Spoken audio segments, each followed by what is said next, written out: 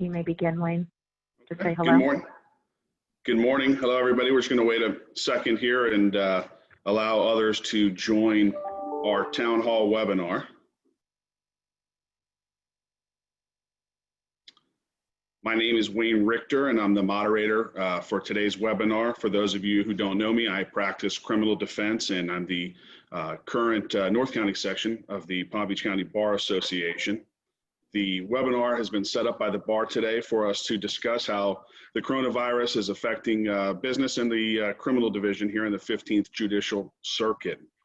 This program is put on free to you by the Palm Beach County Bar Association and includes CLE credit.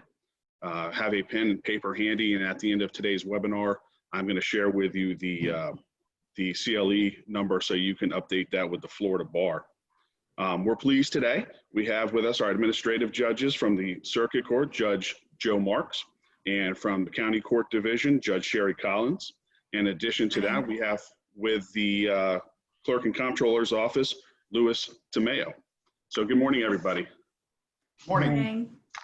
Judge, I wanted to start off by Judge Marks, start off by asking you a question, and Judge Collins, I'm going to ask the same of you to tell us in the County Court Division how you see things. But Judge Marks, I've read that arrests are down, and I'm just curious if you can give us all a kind of state of the Circuit Criminal Division address on where criminal cases stand. Do we have a backlog? In other words, are new cases accumulating behind those that were already on the court's dockets, or did we just simply hit the pause button and we'll pick up where we left off? Well, it's clear we're accumulating cases. Maybe not as much because arrests are down, maybe crime is down, the sheriff's office and other departments are not arresting people with the same frequency, but the cases are definitely accumulating because we're just not resolving cases. Certainly, obviously, not trying any cases, but we're not resolving it as many.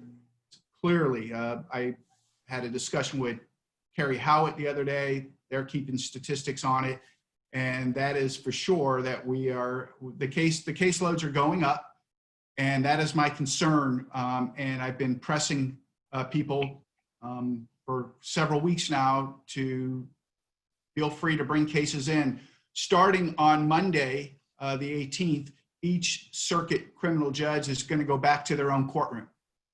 So certainly there's going to be more availability, and there will be a new administrative order coming out, but we're opening things up for more hearings, more substantive motions, things like stand your ground, motions to suppress, et cetera, and certainly any types of pleas, including out of custody cases. The most important thing to know for the lawyers is we are trying to stagger. We're going to really try to keep the courtrooms on the empty side. But I'm making myself, at least I speak for myself, and I think I can speak for every other circuit criminal judge because we had a meeting. We're all champing at the bit to get some things going. So I'll be capping my hearings to keep the volume of people in the courtroom down. But we're open for business. I've been open for business. And listen, at the end of this road, if we don't start getting some things done, there's going to be a price to pay down the road. So we're open. And Judge Collins, I'm going to ask you to comment on that here in a second, but I did want to invite those who are participating in our town hall. If you have questions for any of our participants, whether it's Judge Marks, Judge Collins, or Mr. Tomeo, please send those to me in the chat, and I will monitor the chat function and be happy to relay your questions to everybody involved. Judge Collins, same question to you. What is the state of affairs in the County Court Criminal Division? So normally, and I pulled the numbers as well, so normally in county court, especially in the satellites, we close on average about 500 misdemeanors a month. And in downtown, we close around 250 a month. And in April, we didn't close close to that. We closed in the 75 range in South County, North County, and we closed in the 50 ranges in the downtown divisions. And like I said, we usually close 5 times in a normal month a year ago. And again, just like Judge Mark says, the judges are here, we're working, we're chomping at the bit, and especially in misdemeanors, you know, we have the ability to close things on paper without people. The state attorneys are doing a lot of deferred prosecution agreements that are available. You don't even need the people to come in. We don't need to do staggered dockets. We can do deferred prosecution agreements where you don't even need the defendants to come in. We can do pleas in absentia.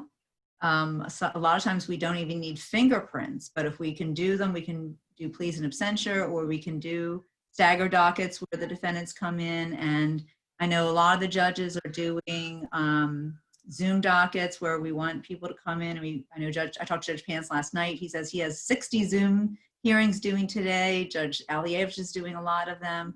You know, so please, please, please, let's try and get some of these cases in so that we can do them, especially in May and June with more availability to do them. But yes, because people have been doing stay at home, the case numbers coming in are down, but we need to move some of these cases now before it gets unmanageable once June and July start. Louis, is the clerk's office open? What functions are up and running as far as it relates to the criminal division at the clerk's office? Well, we fully opened May 11th, this past Monday. So all of our services are available now, just like we had while we were closed to the public for the most part. We had a lot of online services available for defendants to pay their traffic tickets and criminal fines online. We have a very robust case maintenance system where anyone could look up cases, determine what their next court date is, how much they owe. There are images available to view. So we're back to full speed as of this past Monday. Okay.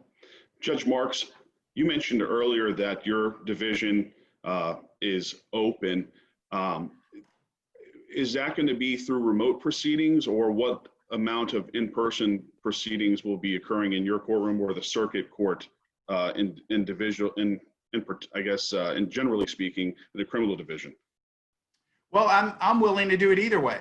So I'm trying to limit the number of in-person hearings, but some plea conferences, it's got to happen. Sure. And there are sometimes something's got to give. And in a perfect world, we get everybody in person, we do all these things. But if you want your hearing and we can't do it in person, I think you got to kind of give in a little bit and see if we can't do it online. So I'm willing to do phone hearings. I prefer Zoom hearings. We're starting to get good at it. I'm certainly no expert, but I listen. It's very awkward not to see your participants who I'm speaking, my audience right now, but I want to tell everybody, I know this is a hard time. And for those of you who've come into my courtroom early on, especially, I told folks, thank you for being here. Thank you for coming into court. I know it can be scary. I know it can be uncomfortable, but I honestly believe that we are, especially here in the criminal division, we are a poor man's first responder. We can't close the courts. I know there was some clamoring, close the courthouse. You can't close the courts. Any defense attorney worth their salt got a client in jail, perhaps overcharged, perhaps wrongly charged. Got to have a bond hearing. We've got kids in dangerous situations in homes. We got to have shelter hearings. We've got domestic violence. Got to have an injunction. You got to have RPOs. These things have to take place. And the folks that have come to court, I've thanked them because I know it's scary. I know it's uncomfortable, and we're doing our best to socially distance. But you guys are great, and we have a really important function, and I believe that in my heart. And so hang in there. Judge Collins, one of the questions for you were, are the judges' phones and emails being answered and monitored? Absolutely. Our JAs are working 40 hours a week. I know all the JAs are monitoring the emails, monitoring the phone calls, returning them, and all the judges are keeping their divisional instructions up to date. I know that, as soon as we're going to be open and doing a lot of face-to-face, our divisional instructions will be up to date. I'm going to keep doing as much remote as possible as well. So keep monitoring the divisional instructions. We're not uniform, so keep an eye on our divisional instructions. But yes, the JAs are monitoring emails, monitoring the phone calls 40 hours a week, just like we are. Judge Collins, what are you doing in terms of, I know when this kind of pandemic started back in mid-March, and there were Florida Supreme Court administrative orders that were coming out, and a lot of the things that you would do in a normal week, such as status checks and case disposition hearings, many of those were continued or reset, it seems to be, into June. Do you anticipate next month, are those going to go forward via Zoom, or will those be pushed back even further? What do you anticipate happening? Are you talking about me personally or the entire criminal division? Well, I'm talking about, I guess, the county court criminal division first, and I'll ask Judge Marks the same of the circuit criminal division. In terms of the county criminal division, they have been doing the status checks and the case dispositions via Zoom now. The downtown judges have been doing them with the state attorney's office, the public defender's office, the private bars. They've been holding Zoom hearings regularly as early as they could do them. And in March, we were trying to give people time to be at home, to stay at home. And then once April marched on and we realized it was going to go on longer than we thought it was going to, we reached out to the bar, we reached out to the state attorney's office and the private, and the state attorney's office and the public defender's office. And we said, okay, it's time to get to work. And we are earning our paychecks. All of us are earning paychecks. And it's time to start looking at the cases and making sure that we are reaching out to the victims, the clients, the defendants, and let's make plea offers. Let's reach out and exchange information and get these cases going and make sure that the status checks are happening, the case dispositions are happening, and what's going on. Is speedy trial being waived? Is speedy trial not being waived? So that when these cases are coming back to court early June, and I know that I am planning on having cases come in starting June 1st. They haven't already come in. And we are going to have face-to-face hearings, but like Judge Marks, we are going to be staggering as much as possible. And as many as we can do remotely, we're going to do remotely. And if we can waive the client's presence, we are going to waive the client's presence. And as much as we can do in writing, we're going to do in writing. If we can do things with waiver of arraignment on paper, we're doing it that way. So we're going to try and cut down the docket as much as possible so that only the hearings that have to come to court will come to court. So that's what we're going to try and do. We're going to try and do as little as possible in actual court and as much as possible remote or by paper. But I can tell you, in terms of arraignments, there have been a lot of arraignments that were pushed down the road. The people that were given the tickets at the side of the road, either as notices to appear or tickets in terms of driving while licenses, and then the no valid driver's licenses, those were continued from March 18th through May 29th. And I think that, Louis, you can tell me better than anyone, but I think we have over 8,000 of them that were continued. Wow. That's correct, Judge. Over 8,000. There are more than 4,000 that are going to be coming in to Gun Club alone in June. And with those numbers, I know the state and the public defender's office are looking at a lot of them that maybe are going to be dismissed outright. There are a lot of them they're going to be doing deferred prosecution agreements or plea agreements that we're going to look at outright. There's more than 1,000 that are going to be coming into the North County Courthouse alone. So I encourage the defense bar that if you have those cases in North County, in South County, in Gun Club, reach out to the state attorney's office, file your waivers of arraignment, look and see if there is a deferred prosecution agreement that's being offered by the state, if there is a plea offer that's being done. Try not to come into the courthouses in person, because those dockets, even though they're being staggered by the courts, We cannot have, 100 people coming into the courthouse. It is just not right. It's not right for the people, the court staff, the defendants. It's not right for anyone. So, those arraignments are coming in. I think there's 350 of them set on June 1st at Gun Club. But they're being staggered. It's being staggered over the course of the day, and the state attorney's office, the public defender's office are doing what they can to whittle that down. Judge Marks, same question to you in the Circuit Criminal Division. It seems like invariably any day of the week you could walk into one of the Circuit Criminal Divisions and there are case disposition hearings being held or calendar calls being held, and there's 50 or so cases on a docket that any given morning. Will those be held starting in June in person, or will those be held remotely? Will those be rescheduled? How do you see that happening here going forward?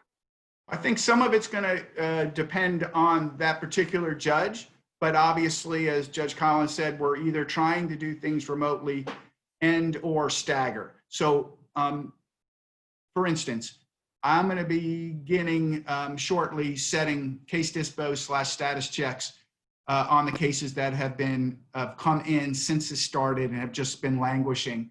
I'm going to set all of those by Zoom. And if anybody has a problem with Zoom, I'm more than happy to do it by phone. The Zoom is much better. I'll be in my courtroom. I believe there needs to be a clerk. There needs to be an official recording. So I'll be in my courtroom.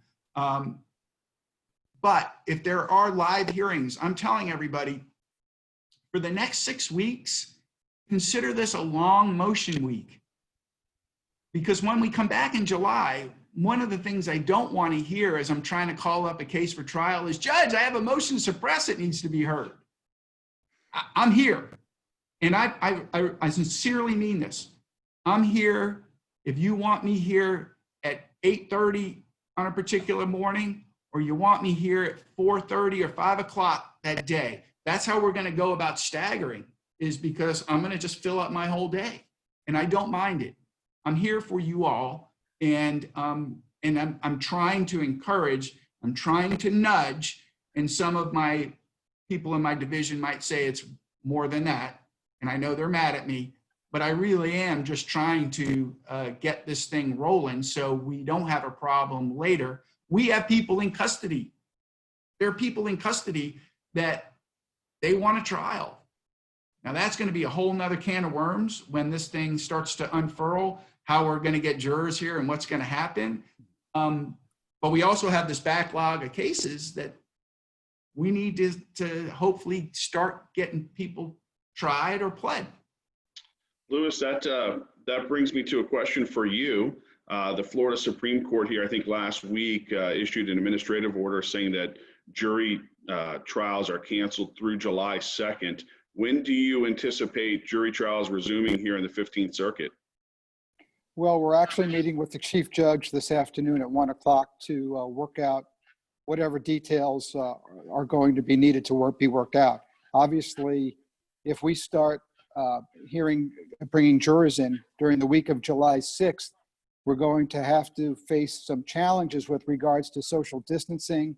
From a logistics perspective, our jury assembly room can probably hold about 60 or 70 people with a 6-foot social distancing guideline. We'll have to look at other places to have the jurors wait until they get called up, such as the back of the cafeteria was part of the discussion, maybe a courtroom. So a lot of those details still have to be worked out. Do you anticipate, Louis, average response rate for a summons in Palm Beach County for jury trials? Right, that's a great question. Our jury yield is about 30%. So we do anticipate sending additional jury summons out due to the situation with the pandemic, anticipating that we'll probably get a lower participation rate than the normal 30%. Okay. Let me ask one of the questions here. This is from Brian Packett. It says, this question is for Judge Marks. I have a lot of cases which we previously resolved with requirements of completion of community service, whether it be a condition of probation, PTI, deferred prosecution agreement, or what have you.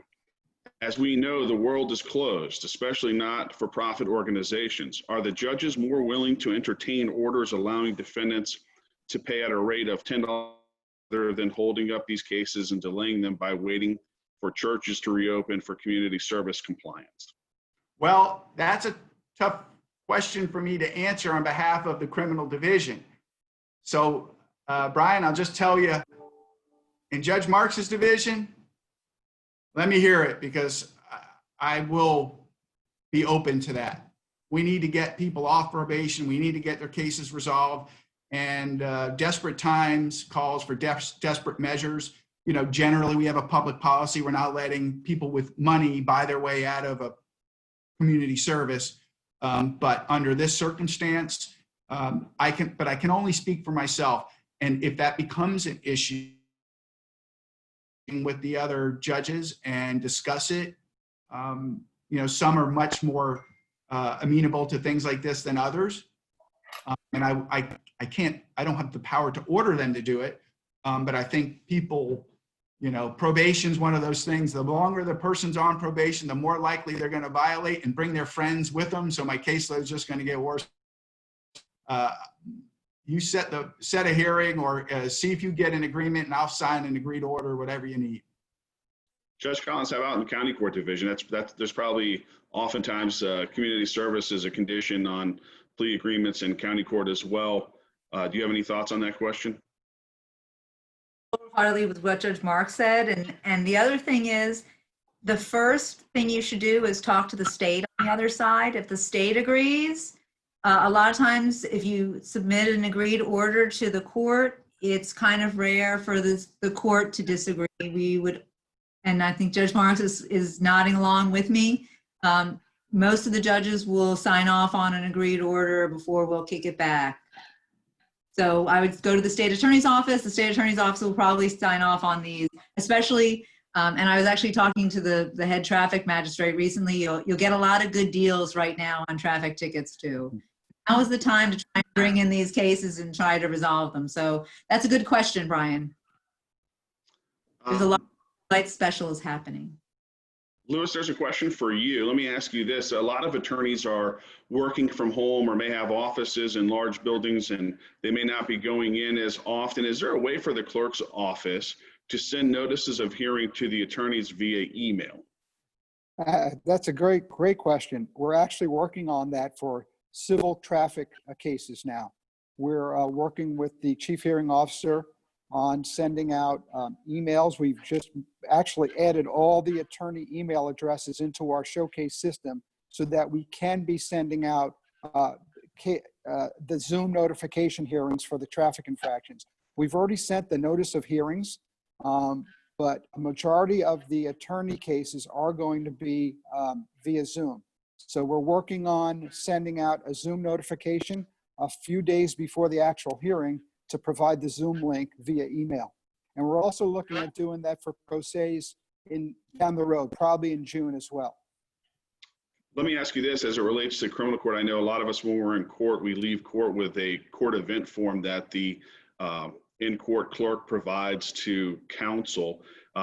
Is there a possibility in the future of those being emailed directly to lawyers after those hearings?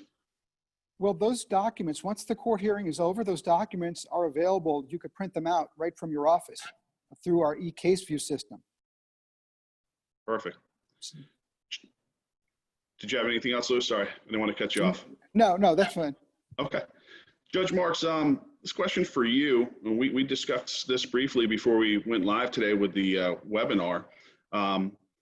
Seems like since mid-March, not as many people are coming into the court. You said there's a backlog of cases occurring. What do you expect of prosecutors and defense lawyers? What do you expect them to be doing right now? Well, listen, I've had a couple of different meetings, and with the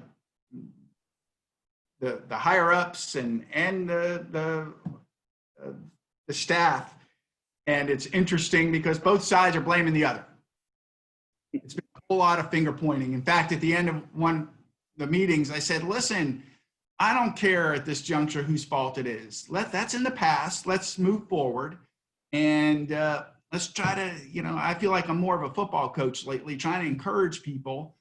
And like I said, some people got mad at me because I've been really trying to push people to kind of, so I do, I'm hoping people from home or, well, it's a good time to bring it up. When I set these case dispos coming up, I'm going to be asking the lawyers, state, have you provided the discovery? Have you spoken to the victim? Have you prepared a plea offer? Defense, have you contacted your client? Because some of these cases with the public defenders, they've never seen their client. So have you contacted your client? Have you communicated the plea offer?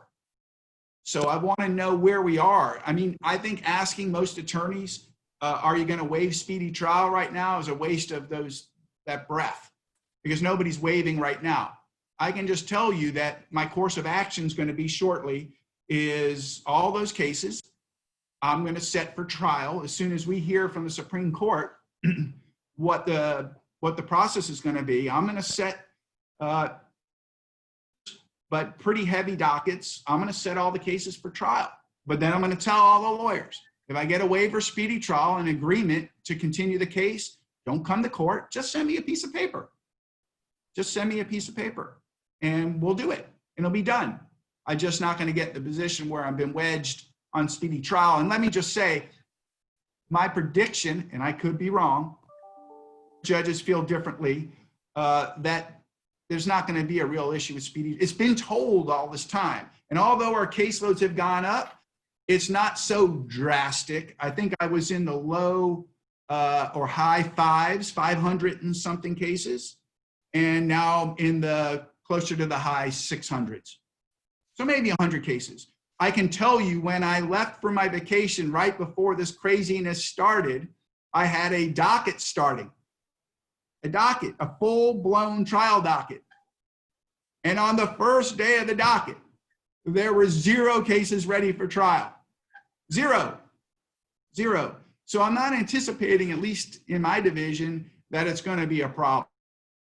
No, if there's not a problem with speedy and they both agree, 99% of the time, you're going to send me over a piece of paper and I'm going to sign it. Judge Collins, do you want to weigh in on that? What do you think lawyers on both sides should be doing right now, using this time at home or where there's no in-person court? What should they be doing right now? Well, there's the public defender's office and the state attorney's office, which, everyone's drawing a paycheck in both of those offices, and they should be working. If they are in the offices, there's no reason why they should not be picking up the phone and reaching out and talking to their respective clients, their respective witnesses. They should be reaching out and doing their jobs. They should be doing their discovery. They should be preparing their cases to the best of their abilities. And I think that in the first couple of weeks, I 100% understand that they were sitting and concerned that they didn't want to bother the people because people were scared, and that they were sitting back and didn't want to bother people, and I understood that. But once April rolled in and we saw this dragging out, then it was time to get to work and earn our paychecks. In terms of the private defense bar, they need to do their jobs as well and get their cases done. So people need to do their discovery. They need to do what Judge Marks was saying in terms of keep the cases rolling, so that when the cases are coming back into court, we need to be ready to go. We need to hit the ground running. And really, we just need to be doing what we can do. So I know that we are in the new normal, and the depositions that we can do by Zoom, if you can reach out to people. Frankly, the Zoom depositions, as long as someone has Wi-Fi that is stable, you can see people's expressions. You can share screens where you can show them documents as long as they can have stable Wi-Fi. And you can do your discovery and you can move the cases along. And there's no reason why we can't have cases trial ready or cases that are ready to plead at the point that we're June and ready to bring the cases back so that we can move the cases. So yeah, we're a little high on our numbers, but that's because nothing was able to be brought in person. So I feel that once June rolls around, we're going to be able to get those numbers down, and then we'll be right fine and back where we need to be. Judge Marks, talk to us about one of the questions that was submitted was tell us about Zoom capability at the jail. What's being done out at Gun Club? Well, I just want you to know, I started that about 5 weeks ago as the administrative judge. I said, why can't we have Zoom out there? And it's been a nightmare. So it's been about 5, maybe longer. And I said, how hard is this? So I got a lot of pushback from the jail and the county. And I said, how hard is it? I throw somebody an iPad and we got Zoom. Well, we don't have internet connectivity in this particular room. Then I heard it was because of safety concerns, because they could pick up the iPad and hit somebody. It was one excuse after the other. Here's the kicker. I subsequently found out that all this judges were having Zoom hearings. So I don't know, this is a state facility over here, but it shows you that which judges are more important, that's for sure. And so I'm being told we're on the verge of having it. So, you know, by the time it gets going, I don't know how important it's going to be from terms of motions to suppress, because we believe we're going to be opening the courts. Our intention is starting Monday, we're going to open this up. However, I want all of you to know that are on the call here that this has been a really difficult time, being married to the chief. She just can't do whatever she wants to do. So some of these things have come down, and we are literally waiting at my house, waiting for Justice Kennedy to send us a new administrative order. Or the order comes and we're saying, I'm not exactly sure what this provision means and what it doesn't mean. And trust me, we're having constant conversations with the other judges who say, you know, I think it says this, and I believe it means that. So, and then after I met with my crew of judges, you know, I told them, listen, there's a meeting coming up with the Chief Justice and all this could change. So but if we don't plan as if we're moving forward, then when we are told to move forward, we're not ready. So we're preparing as if we're moving forward and we're going to have these hearings and motions.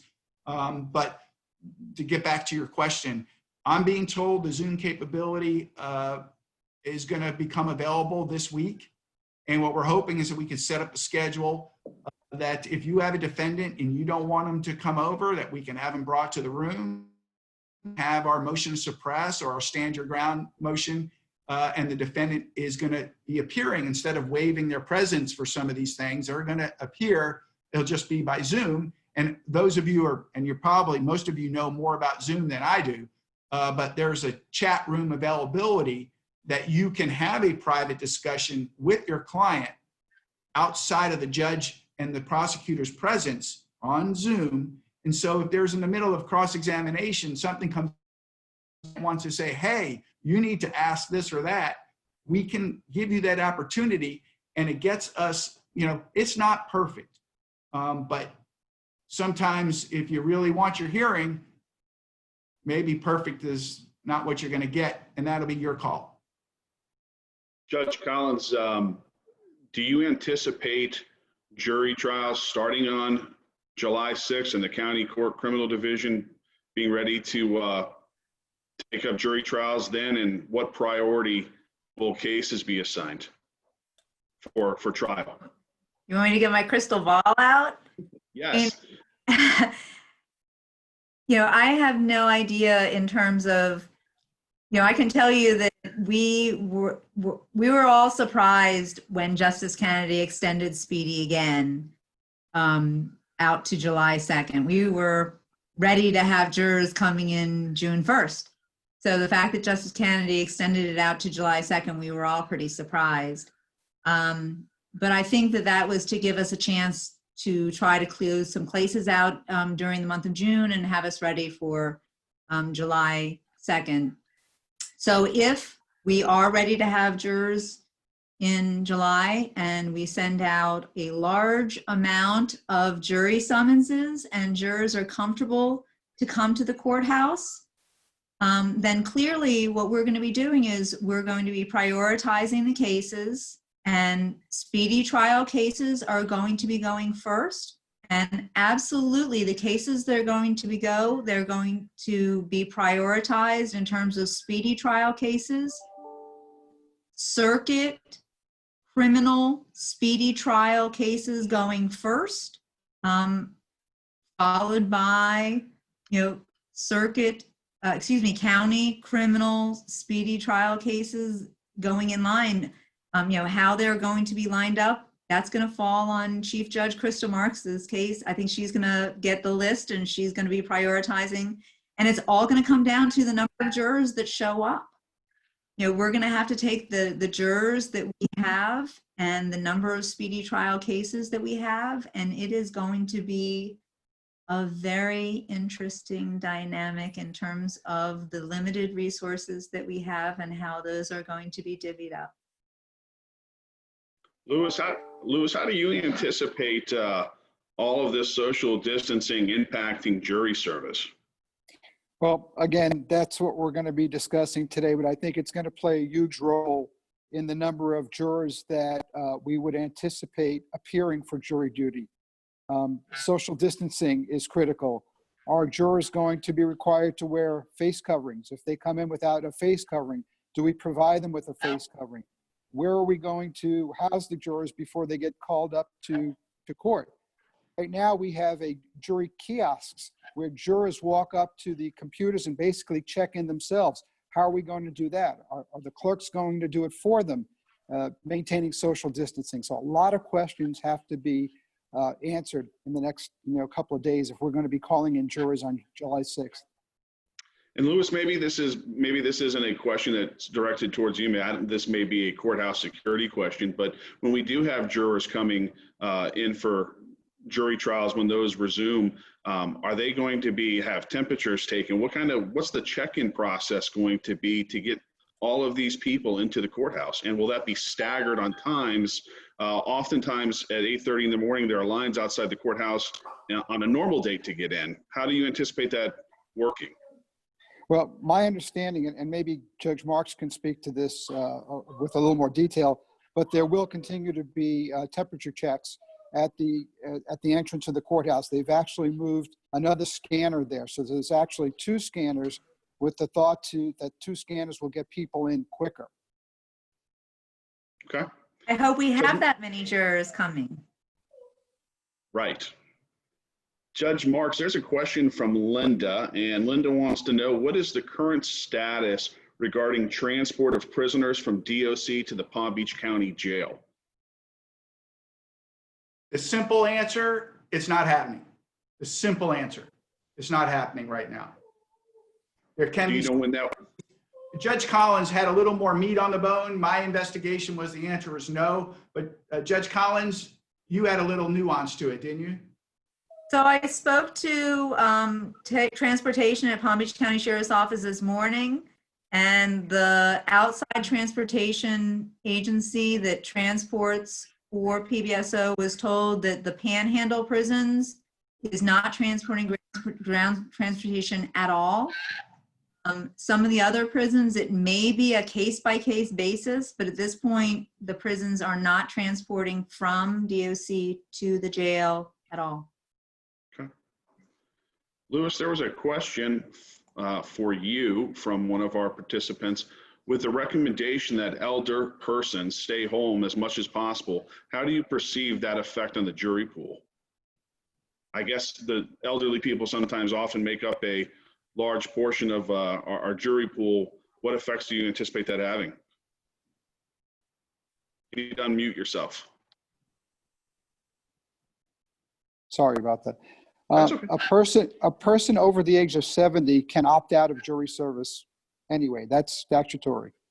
So, we do plan on ordering additional jurors, as I said earlier, to try to meet the requirements of of the jury trials that are going to be set for any particular week. So normally to get 300 jurors, we would have to send a 1,000 summons. In this case, we'll probably have to send 1,300 to 1,500 summons to get 200 jurors. That's what we're planning on. We'll have to play it by ear as we go along to see how comfortable jurors are going to be coming into the courthouse. But initially, that's the plan, to order extra jurors so that there's enough jurors for any jury trial set during that particular week. Judge Mark's question for you, one of the questions was, what's the priority of cases once jury trials start in the circuit criminal division? Well, obviously, as Judge Collins pointed out, it's going to be any case there's speedy trial issue, whether it be a non-waiver or demand. So that's what we're going to knock out first. And then after that, it's obviously going to be based on the either age of the case or the seriousness of the case, or a combination of the two. I told my young people, listen, you're not moving grand thefts and felony retail thefts and possessions of cocaine. I'll be handling cases that have a dead body, there's a sexual battery and armed robbery. And let's just face it, right? And so we have to do something with these other cases. And I don't know how that's all going to play out. I want to just say something. And it's funny because those of you who've tried cases with me know this is a weak point in my judging, which is being patient during. But I think we're all going to have to get ready to be very, very, very patient. There are so many things going on here that really smart people keep bringing up. Have we thought of this? Have we thought of that? The social distancing thing is complex, because let's assume things went really well and we got a whole bunch of people to come to jury duty. Well, we got to know where we can put them. So we've got to kind of be careful of, we can put some in the jury room. We're talking about using courtroom 2D.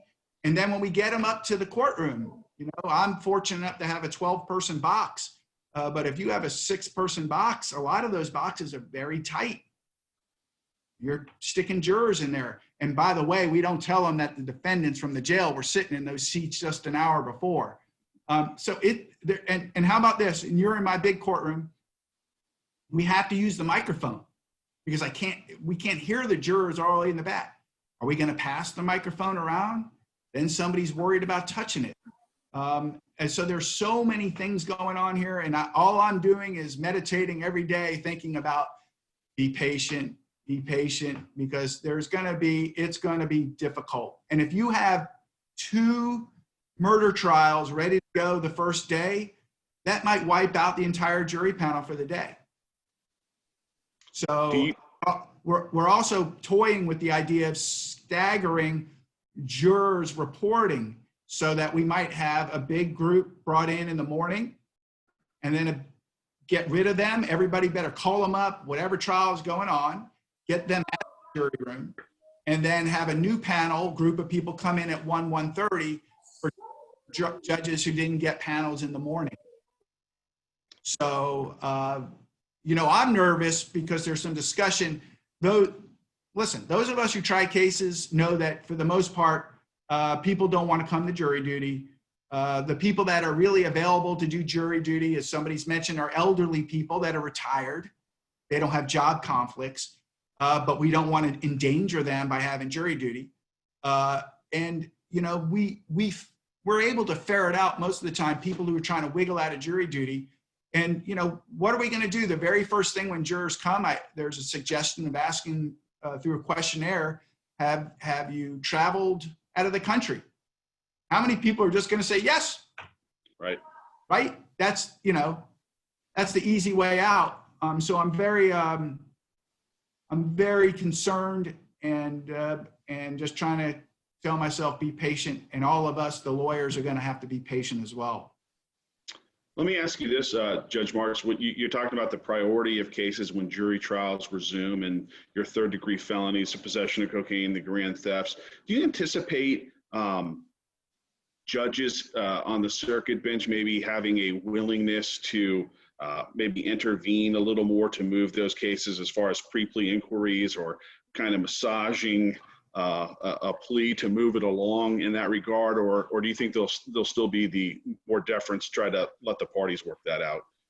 Well, once again, I can only speak for myself, and I think everybody out there watching will know the answer is yes.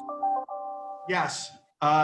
Keeping in mind the judge is going to want to be invited into that discussion because of what the law says.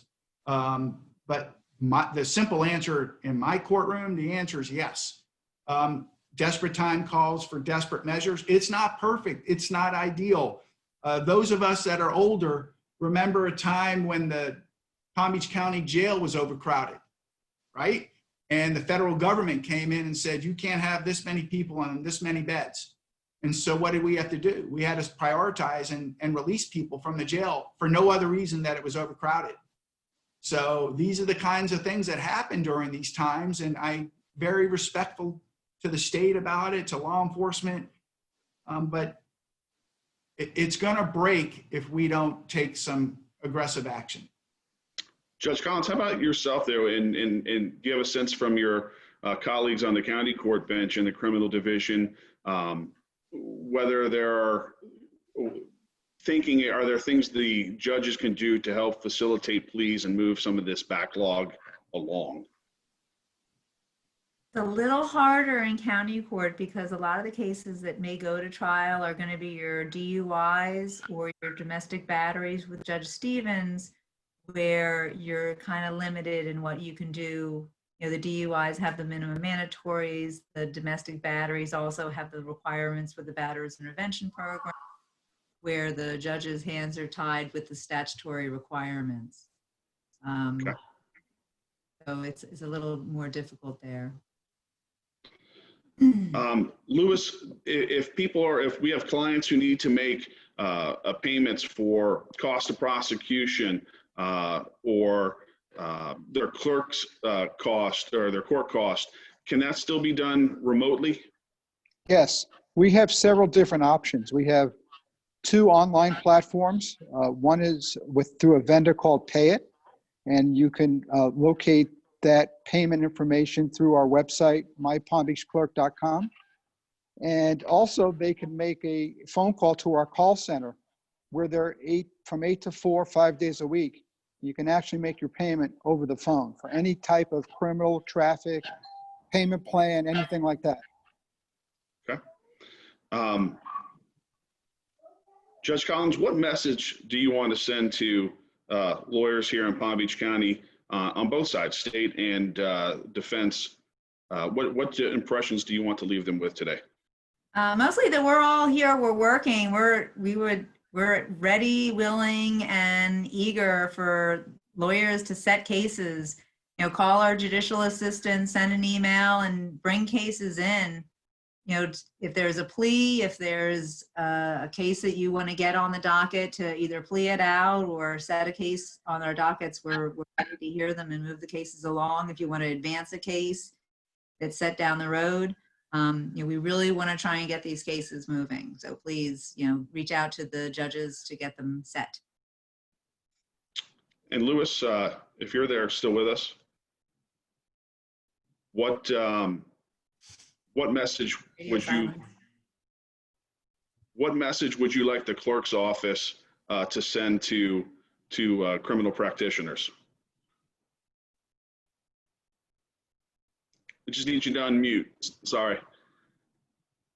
Any pleading or any document that needs to be filed with us can be filed through our e-filing portal 24/7, weekends, holidays.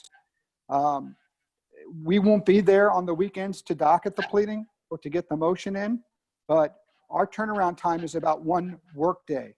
So we're caught up. We have a lot of clerks working remotely that handle these e-portal queues. And as I said, we're there and we'll get the pleading docketed or motion docketed very quickly.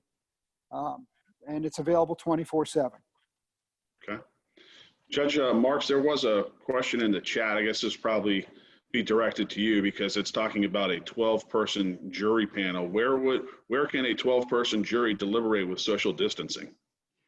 Well, that's a good question. My jury room's not particularly big, and I just got a bunch of new furniture that kind of made it a little more spacious, but that's certainly going to be a concern. And I'm not exactly sure of how we're going to address it. There have been lots of interesting suggestions about having trials at the convention center, all sorts of things. And so we're open to all of it. In fact, I tell everybody who's on here listening, if you got some suggestions or thoughts, don't hesitate to reach out, call me. Call me. I'm not going to ex parte on anybody on a particular case, obviously, but if you have some suggestions or thoughts, you know, we're all kind of in this together, not to sound like the TV commercial, but it's true. We're all in this together. You know, at the end of the road, some, you know, really busy lawyers, it all comes to a head on you, and you're trying to get ready for one trial, you're being called up in another trial, but boy, if we had worked on it earlier, perhaps that would have resolved. So, and, you know, same for the prosecutors. So I don't know if we have any prosecutors on here. Hopefully we do.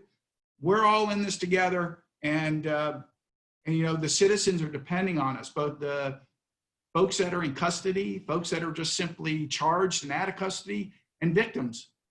They're counting on us, and let's try to deliver. Judge Marks, one of the One questions. prosecutor on. Good. Excellent. Judge Marks, one of the questions that was on the materials here that was provided for me was, I'm not sure what, I think these were from your notes, so maybe you can elaborate for us a little bit, but what waivers of speedy trial and setting of plea conferences? I guess, was there a question on how those are being handled? Well, I think I've already addressed it, but listen, I'm going to treat cases that speedy hasn't been waived one way, and cases where it has, I'll give you whatever you want. But I got to address it if it hasn't. And plea conferences, from my understanding, we're going to be truly open for businesses. Oh, can I just bring this up? Absolutely. Guys, common sense, please. I'm still seeing it now.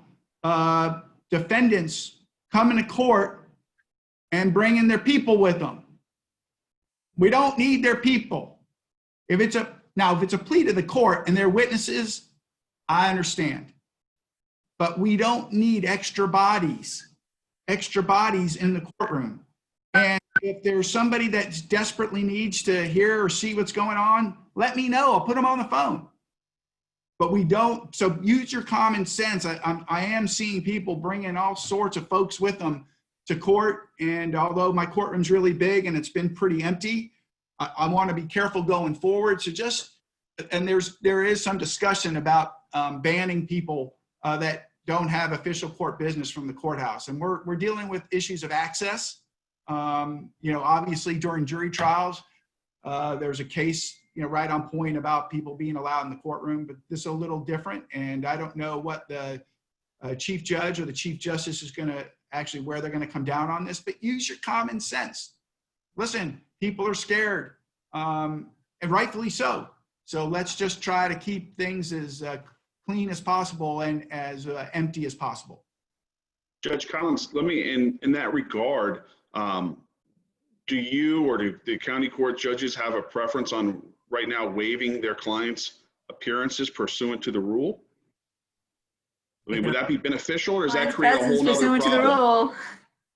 rule. We were thrilled for people to waive their client's presence pursuant to the rule, and to you know, with Judge Marks, I'm happy to open a Zoom room for any hearing that we've got going. I keep my laptop with me every single day.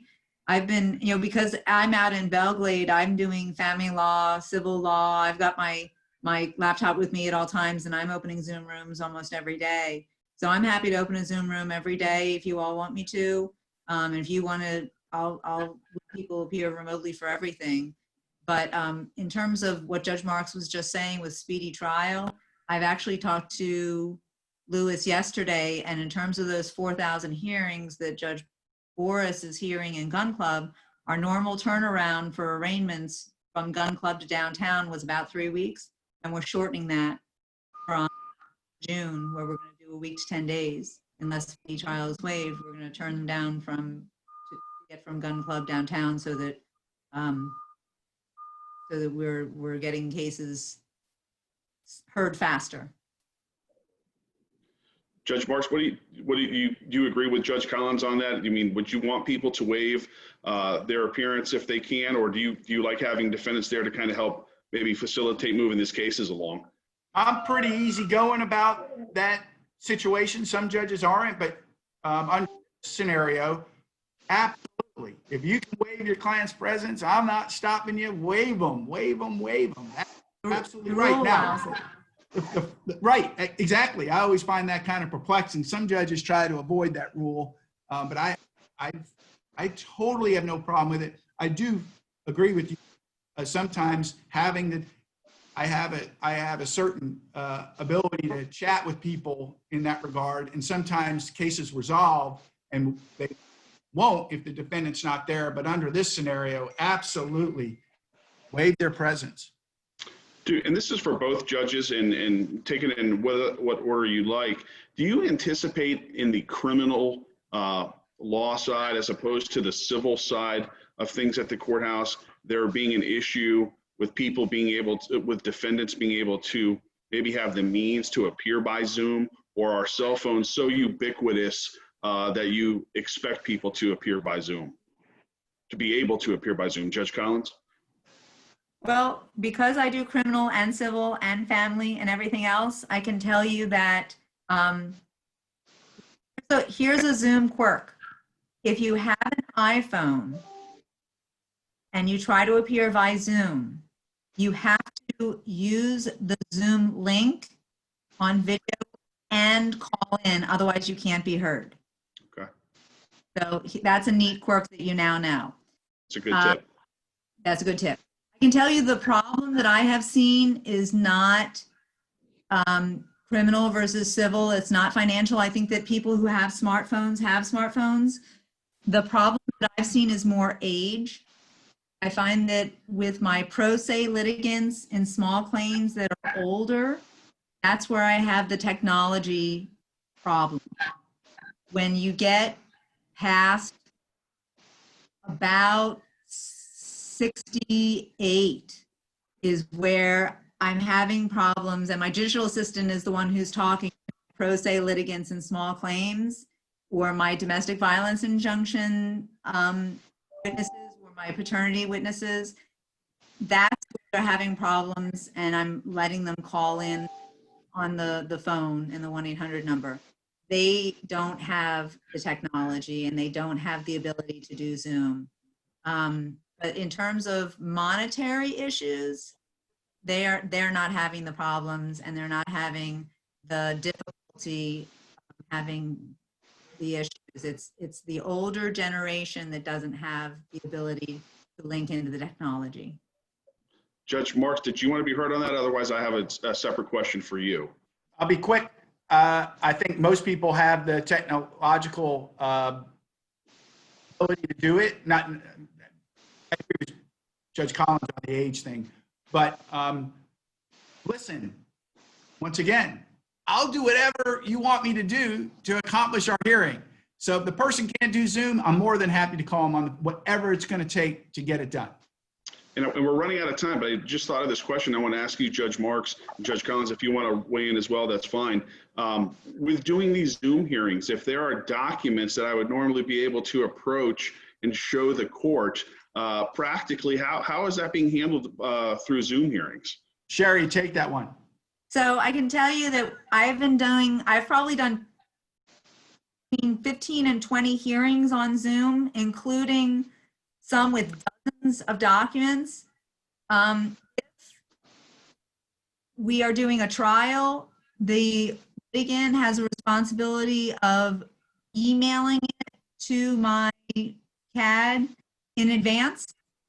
And that way, if the internet is sticky and if they want to, they can share it on their screen during the hearing. And if they have bad internet connection, I have the ability to access it, and they'll say, I want to show you Exhibit 1. And if they can't, for example, they would share their screen like that. Hold on a second. See how I just shared my screen and you can see my internet? That's my email. So I could share my screen and I could show you any document I wanted to. So if your internet was not as good, you had sent it to my email address and I could show up Exhibit 1 and we could all see it on the shared screen. It's actually easier than May I Approach because we could all see it all on the shared screen. Judge Marks, we've reached the hour here. Before we end the program, is there anything, any final words you want to share with us? I just tell everybody, hang in there. And I really appreciate everybody's efforts. And like I said, I think we are a poor man under, and we're all doing the best we can. And I want everybody to stay safe and tell you thanks again. Thank you for joining us today. Judge Collins, how about yourself? Any final words? Just, let's all do this together. Let's work our cases, and we're here. We're here to help you. We're here to do our jobs, and let's do the best we can. Louis, any final words from you, sir? Yes, sir. We're here supporting the courts. We're here supporting our customers, both in person and via our online platforms and via the e-portal. So we're virtually open 24/7, though not in a face-to-face manner. So we're here to help too. We've put a lot of CDC guidelines in place in our offices, and we're doing the best we can as well. Well, I want to thank all three of you. I think this has been helpful and very informative, and appreciate you joining us today. To those of you who joined us on the webinar, you're going to want to take this information down to apply for your CLE credit. The CLE course title is How COVID-19 is Affecting Our Criminal Division. That's how COVID-19 is affecting our criminal division. And the CLE course number is 200258-9N, like nurse. That's 200258-9N, like nurse. And if you have any questions, those of you can either reach out to me or to the bar, and we can provide you with that course number if you weren't able to take it down. Thank you all for joining, and stay safe, and look forward to seeing you guys in person soon. Thank Take you. care. You too. Take care. All right, take care, Bye-bye. everyone. Thank you, everyone. Bye. Thank you.